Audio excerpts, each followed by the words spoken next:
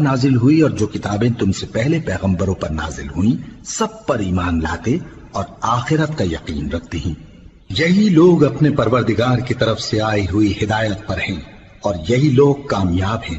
جو لوگ کافر ہیں انہیں تم نصیحت کرو یا نہ کرو ان کے لیے برابر ہے، وہ ایمان نہیں لانے کے۔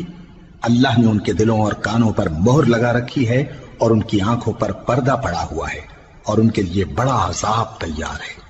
اور بعض لوگ ایسے ہیں جو کہتے ہیں کہ ہم اللہ پر اور روز آخر پر ایمان رکھتے ہیں، حالانکہ وہ ایمان نہیں رکھتے۔ یہ اپنے خیال میں اللہ کو اور مومنوں کو دھوکہ دیتے ہیں، مگر حقیقت میں اپنے سوا کسی کو دھوکہ نہیں دیتے اور اس سے بے خبر ہیں۔